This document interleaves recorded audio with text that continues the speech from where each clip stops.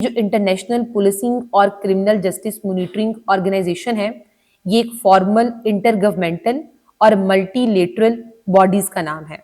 ये इसलिए इस्टेब्लिश की जाती हैं ताकि जो डिफरेंट कंट्रीज हैं, स्टेट्स हैं, उनके दरमियान क्राइम को प्रिवेंट किया जाए और लॉ को इन्फोर्समेंट किया जाए, ताकि जो ट्रांसनेशनल मतलब एक नेशन से दूसरी नेशन तक जो टेररिज्म की जड़ें जा रही होती हैं, उन ट्रांसनेशनल टेररिज्म को कम्बैट किया जाए और जितने भी ऑर्गेनाइज्ड क्राइम्स होते हैं, ऑर्गेनाइज्ड क्राइम मीन्स के जो बड़े बड़े गैंग्स होती हैं वो जो आपस में कनेक्टेड होते हैं, उन ऑर्गेनाइज्ड क्राइम्स की ग्रुप जो होती है, कॉर्पोरेट्स जो आपस में वर्किंग कर रहे होते हैं, उनको उनके साथ लड़ा जाए और जो इंटरनेशनल क्रिमिनल जस्टिस के स्टैंडर्ड्स हैं उनके साथ तमाम स्टेट्स जो हैं वो कंप्लायंस को शो करें और उस कंप्लायंस को मेंटेन और मॉनिटर करने के लिए सारा काम किया जाता है।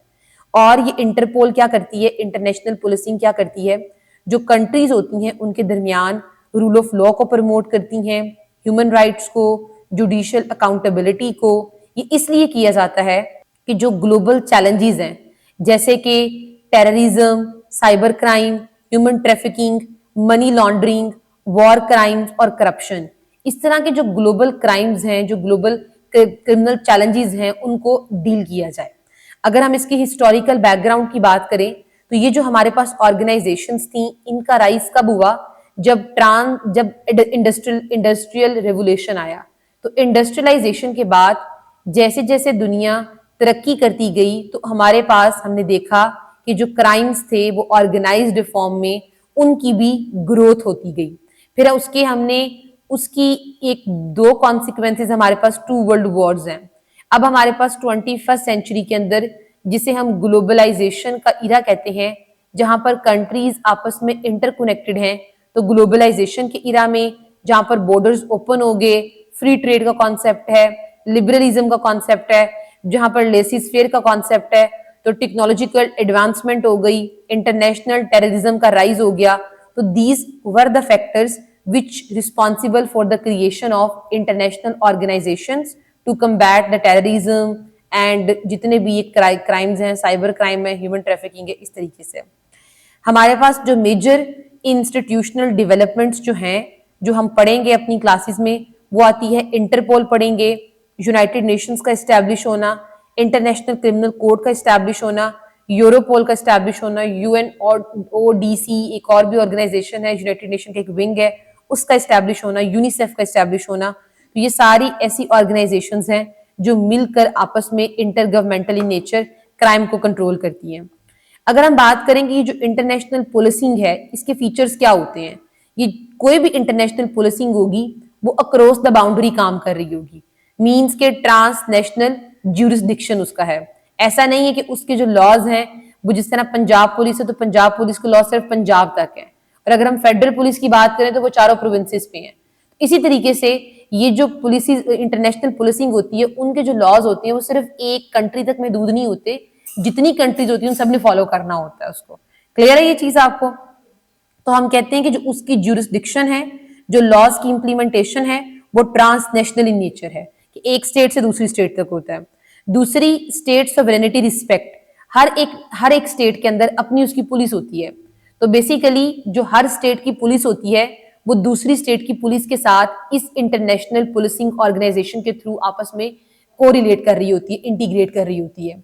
तो इसके अंदर सबसे इंपॉर्टेंट प्रिंसिपल ये होता है कि जो स्टेट की पुलिस हैं, नेशनल पुलिस है, उनकी रिस्पेक्ट की जाए। क्लियर है ये चीज?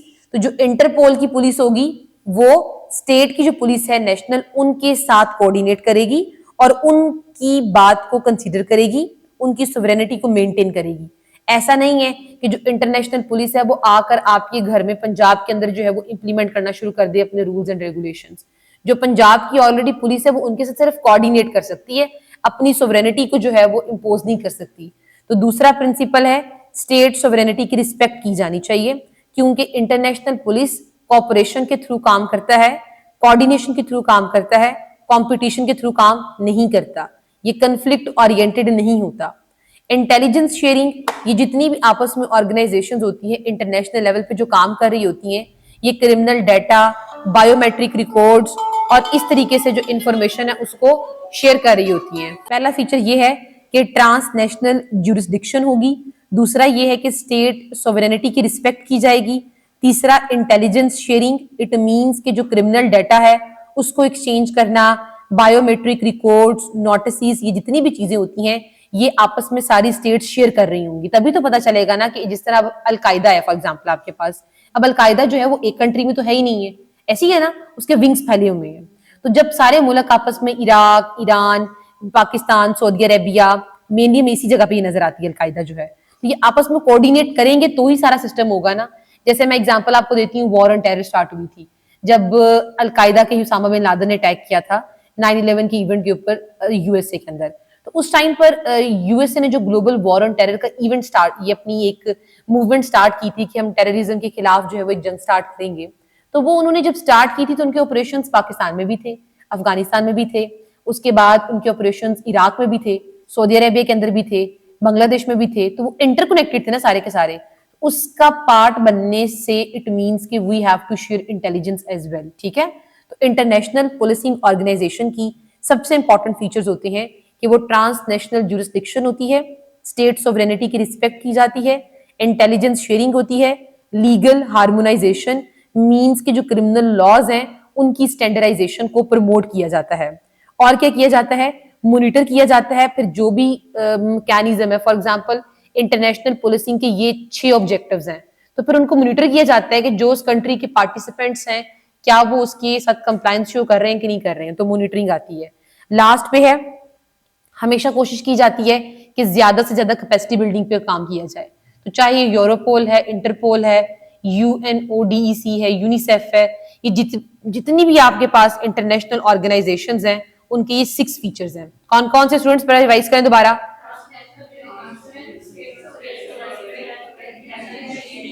Legal harmonisation, monitoring and capacity building. Excellent.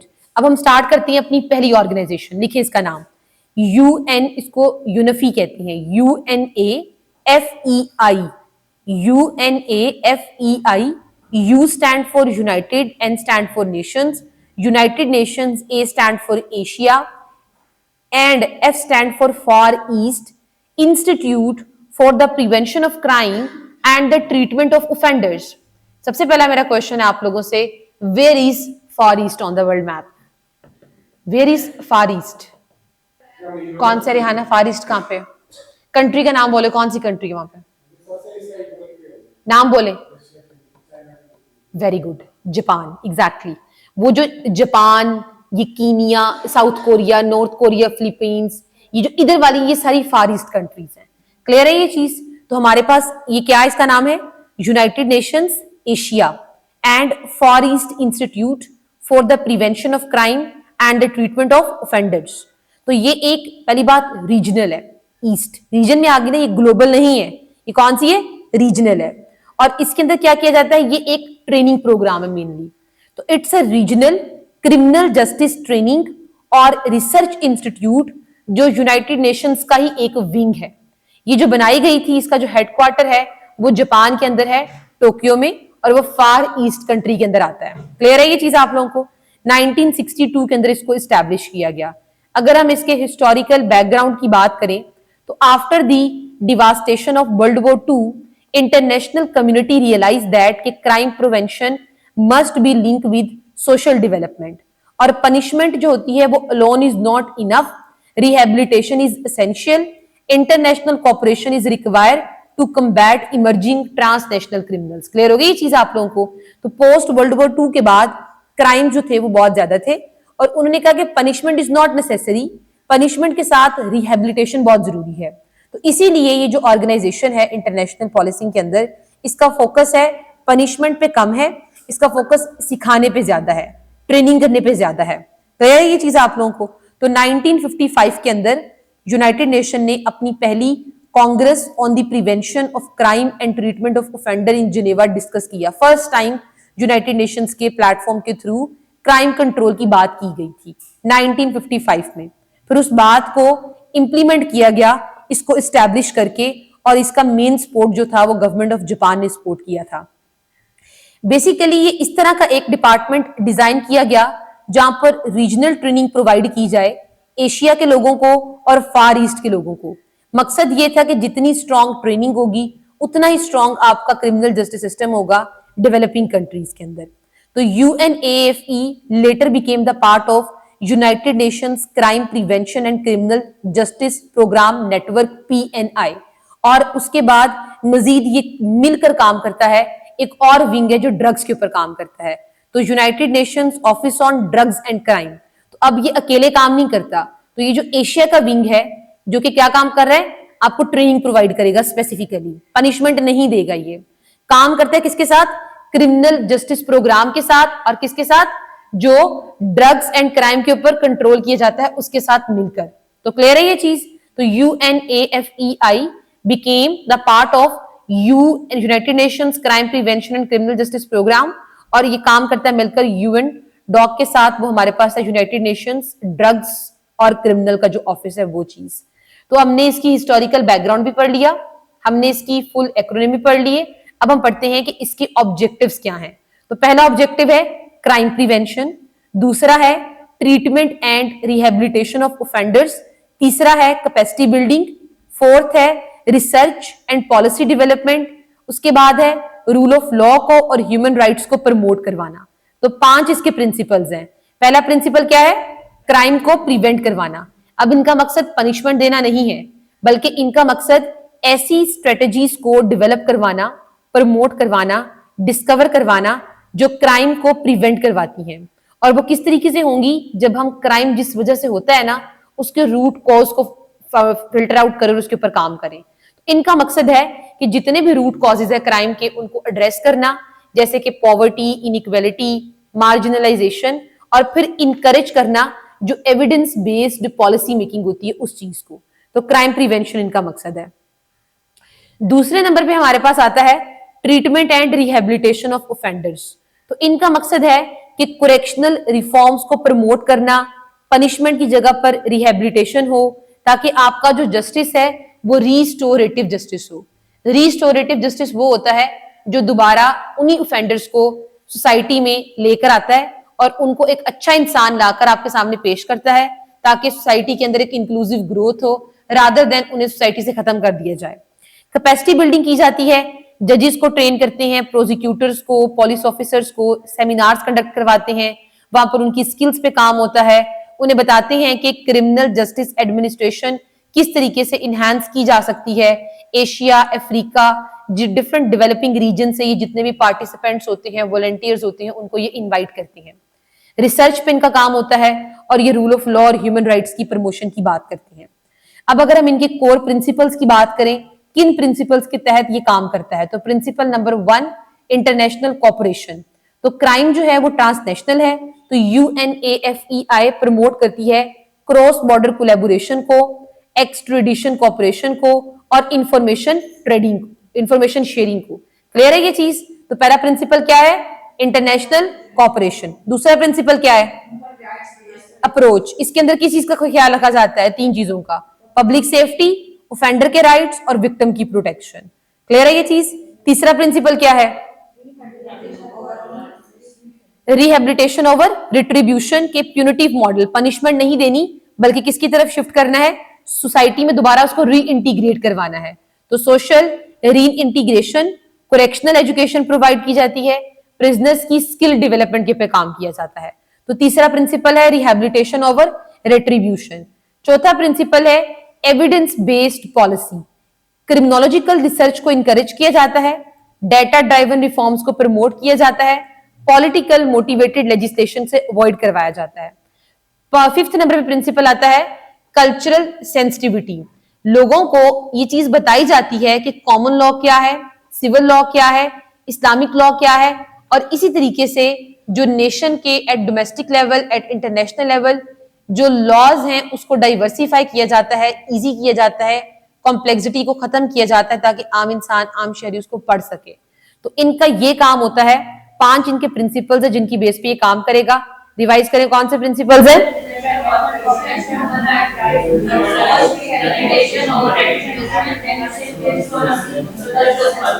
अब इनकी एक्टिविटीज क्या है। मैंने बताया ना कि ये पनिशमेंट नहीं देते, तो क्या एक्टिविटीज होंगी इनकी, पढ़े इसको। क्या होंगी, ट्रेनिंग कोर्सेज प्रोवाइड करते हैं ये वर्कशॉप्स कंडक्ट करवाते हैं, ये डिफरेंट स्पेशल सेमिनार्स कंडक्ट करवाते हैं, जैसे साइबर क्राइम पर, टेररिज्म पर, ह्यूमन ट्रैफिकिंग पर, जुवेनाइल जस्टिस पे, करप्शन पे फेलोशिप प्रोग्राम देते हैं और ये एनुअल रिपोर्ट्स को पब्लिश करते हैं। मजीद ये जो सस्टेनेबल डेवलपमेंट गोल नंबर 16 है उसको भी इंश्योर करवाने में हेल्प करते हैं, जो कि है पीस, जस्टिस और स्ट्रॉन्ग इंस्टीट्यूशंस। जो फ्रेजाइल जस्टिस सिस्टम है उसको ये स्ट्रेंथन करवाते हैं, डेवलपिंग कंट्रीज को सपोर्ट करते हैं और क्रिमिनल जस्टिस एडमिनिस्ट्रेशन की प्रोफेशनलाइजेशन के ऊपर ये काम करते हैं। हम अगर थ्योरेटिकली पर्सपेक्टिव बात करें कि कौन सी थ्योरीज पे अप्लाई होती हैं, तो लिबरल इंस्टीट्यूशनलिज्म जो थ्योरी है वो यही कहती है कि हमें सोसाइटी के अंदर कॉपरेशन से काम करना पड़ेगा। कहते हैं कि चैलेंजेस अब इस तरह के हैं कि वो ट्रांसनेशनल इन नेचर हैं, वो एक कंट्री तक महदूद नहीं है। उसको रिजॉल्व करवाने के लिए क्या चीज होगी? इंस्टीट्यूशनलिज्म पे काम किया जाएगा और वो लिबरल होगी। दूसरा स्कूल ऑफ थॉट कहता है ह्यूमन सिक्योरिटी पैराडाइम। इसके मुताबिक ये है कि स्टेट को चाहिए कि स्टेट सिक्योरिटी से इंडिविजुअल सिक्योरिटी की तरफ शिफ्ट हो। तो state security to individual security को शिफ्ट करने का मकसद ये है कि स्टेट के अंदर जो इंडिविजुअल बीइंग्स होते हैं और जो पूरी सोसाइटीज होती हैं उन तमाम की करेक्शन के ऊपर काम किया जाए। रिस्टोरेटिव जस्टिस का मतलब क्या है? मैंने बता दिया ऊपर कि हमने सिर्फ पनिशमेंट नहीं देनी बल्कि उसको दोबारा वापस लेकर आना है आपने। चैलेंजेस फिर आपको ये पता है, आप इसे कर लेंगे। अब हम बात करते हैं पाकिस्तान ओरिएंटेड, सॉरी पहले हम बात करते हैं कि UNAFEI काम करती किस तरीके से है। इसकी होस्ट कंट्री कौन है? टोक्यो जापान है और उसको गवर्नमेंट ऑफ जापान ही ज्यादा फंडेड प्रोवाइड करती है और ये काम करती है मिलकर किसके साथ? क्राइम प्रिवेंशन और क्रिमिनल जस्टिस प्रोग्राम के साथ। डायरेक्टर होता है इनकी एक्सपर्ट फैकल्टी होती है, इनके विजिटिंग स्पेशलिस्ट होते हैं। ये क्या करेंगे? ये पहले अपने प्रायोरिटी एरियाज को आइडेंटिफाई करते हैं, जैसे साइबर क्राइम है, टेररिज्म है, ह्यूमन ट्रैफिकिंग है, जुवेनाइल डेलिक्वेंसी है, प्रिजन रिफॉर्म्स हैं, एंटी करप्शन है। फिर ये सिलेक्ट करते हैं पार्टिसिपेंट्स को, मेंबर स्टेट नॉमिनेट करेंगे किन को आपने ऐड करना है। इट मींस के जजेस को, प्रोसिक्यूटर्स को, पुलिस ऑफिसर्स को, प्रिजन एडमिनिस्ट्रेटर्स को और पुलिस मेकर्स को। फिर ये उनकी ट्रेनिंग करते हैं, उनको कोर्सेज प्रोवाइड करके, और फिर ट्रेनिंग के बाद रिसर्च में उनको ऐड करते हैं और फिर जो इन्होंने रिपोर्ट निकाली हुई होती है उसको फिर ये इंप्लीमेंट करवाते हैं। क्लियर है ये चीज? तो इनका काम पनिशमेंट देना नहीं है, इनका काम रिहेबिलिटेशन करना है, रिसर्च करना है। पाकिस्तान की अगर एग्जांपल करें कि पाकिस्तान जो है वो UNFE का मेंबर है या नहीं है, तो पाकिस्तान इसका परमानेंट मेंबर नहीं है, मगर पाकिस्तान को भी ये इनवाइट करते हैं कोई भी इनके सेमिनार्स वगैरह हो, और उनकी जो हमारे ब्यूरोक्रेट्स हैं जो PSP के अंदर जाते हैं, आप लोग जो PSP में जाएंगे इंशाल्लाह तो आप लोगों को मौका मिलेगा इस चीज का कि जितनी भी इंटरनेशनल ऑर्गेनाइजेशंस हैं इनके सेमिनार्स को अटेंड करने का, ताकि आपकी वो ट्रेनिंग करवा सके। ट्रेनिंग का ये पार्ट होता है आपका। तो ये पाकिस्तान इसका परमानेंट मेंबर तो नहीं है, मगर पाकिस्तान को मल्टीपल टाइम्स ये नॉमिनेट करते हैं कि आप पार्टिसिपेट करें। समहाउ पाकिस्तान पार्टिसिपेट करता भी है और नहीं भी करता है, तो यही पाकिस्तान की जो है इसके अंदर है। एक दफा इसको आप लोग थॉरली रीड करेंगे तो आप लोगों को ये चीजें क्लियर हो जाएंगी। ये कंप्लीट हो गया आपका जो हमने पढ़ लिया UNAFEI, हमने एक ऑर्गेनाइजेशन कंप्लीट कर ली।